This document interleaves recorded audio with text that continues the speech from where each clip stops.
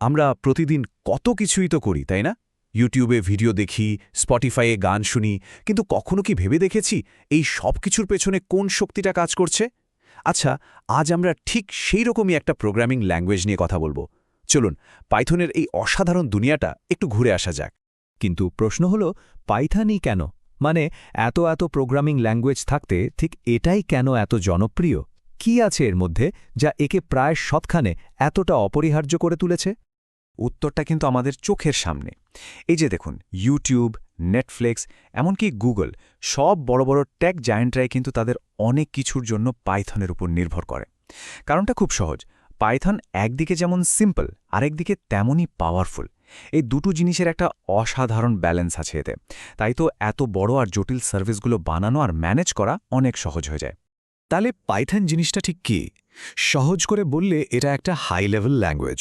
মানে এটা কম্পিউটারকে নির্দেশ দেয়, কিন্তু কম্পিউটারের দুর্বোধ্য ভাষার বদলে অনেকটা সাধারণ ইংরেজির মতো করে।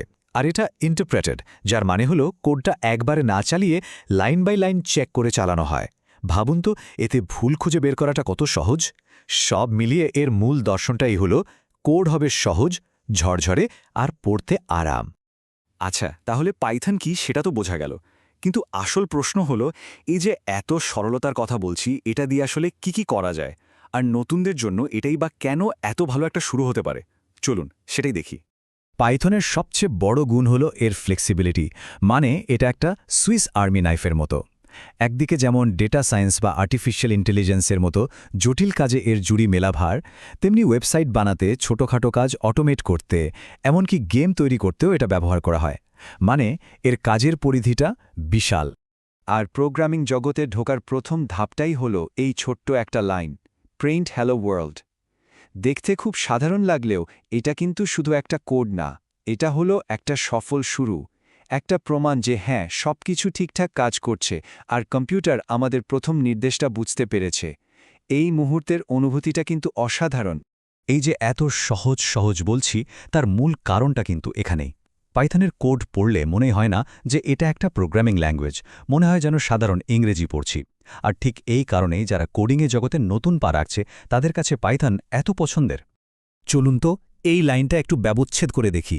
প্রিন্ট, এটা হলো একটা হুকুম, মানে স্ক্রিনে দেখাও। এরপর এই দুটো ব্র্যাকেট হলো একটা বাক্সের মতো, যার ভেতরে আমরা যা দেখাতে চাই সেটা রাখি। আর শেষে হ্যালো ওয়ার্ল্ড, এটাই হলো সেই জিনিসটা যেটা আমরা দেখাতে চাইছি।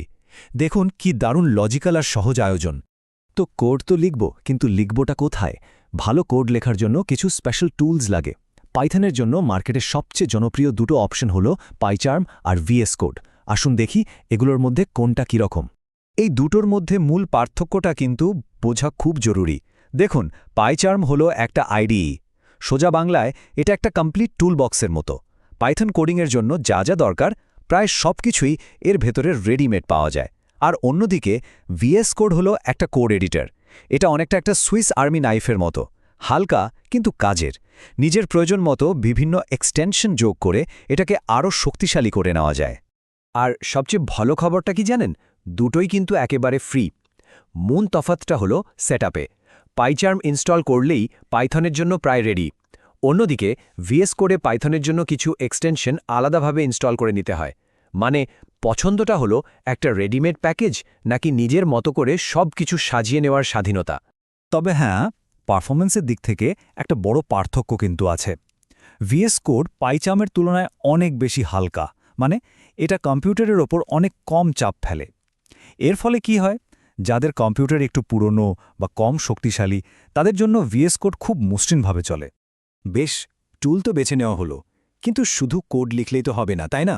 কোডটা এমনভাবে লিখতে হবে যেন সেটা আজও করে, আবার দেখতেও সুন্দর আর গোছানো হয়।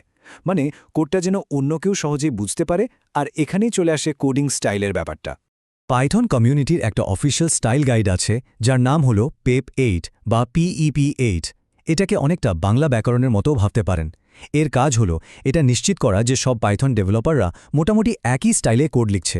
এতে সুবিধাটা হলো একজনের কোড আরেকজনের বুঝতে খুব সুবিধা হয়, আর সেটাকে ম্যানেজ করাও সহজ হয়ে যায়। ঠিক তাই, এই যে ব্যাকরণের উপমাটা দিলাম, এটা কিন্তু খুব কাজের। PEP8 শুধু কতগুলো শুকনো নিয়মকানুন না, একটা ভালো লেখা, যেমন সঠিক ব্যাকরণ আর জ্যোতিচিহ্নের কারণে পড়তে ভালো লাগে, স্পষ্ট মনে হয়, ঠিক তেমনি PEP8 ফলো করলে কোডটাও দেখতে সুন্দর, প্রফেশনাল আর সবার জন্য বোঝা সহজ হয়। PEP8-এর একটা খুব গুরুত্বপূর্ণ নীতি হল কমেন্ট লেখার ধরন নিয়ে। কমেন্টের কাজ এটা বলা না যে কোডটা কি করছে, সেটা তো কোড দেখলেই বোঝা যায়। কমেন্টের কাজ হলো বলা কোডটা কেন এটা করছে। এই যে প্রথম উদাহরণটা দেখুন, এখানে কমেন্টার কোনো দরকারই নেই, কিন্তু দ্বিতীয় উদাহরণে কমেন্টটা বলে দিচ্ছে যে 10 সংখ্যাটা কেন ব্যবহার করা হচ্ছে। এই ছোট্ট একটা জিনিসই কিন্তু পরে কোডটা বুঝতে অনেক সাহায্য করে। তো আমরা দেখলাম পাইথন আসলে কি, কেন এটা এত সহজ, আর ভালো কোড লেখার জন্য কি কি টুলস আর নিয়মকানুন আছে। মানে গোছানোর কাজ মোটামুটি শেষ, এখন আসল মজা শুরু হওয়ার পালা। তাহলে চলুন মূল পয়েন্টগুলো এক ঝলকে আরেকবার দেখে নেই। প্রথমত, পাইথন খুবই শক্তিশালী একটা ল্যাঙ্গুয়েজ যা বড় বড় টেক কোম্পানিগুলো ব্যবহার করে। দ্বিতীয়ত, এর কোড দেখতে প্রায় ইংরেজির মতো, তাই বোঝা খুব সহজ। তৃতীয়ত, এর জন্য দারুণ সব টুলস একেবারে বিনামূল্যে পাওয়া যায়।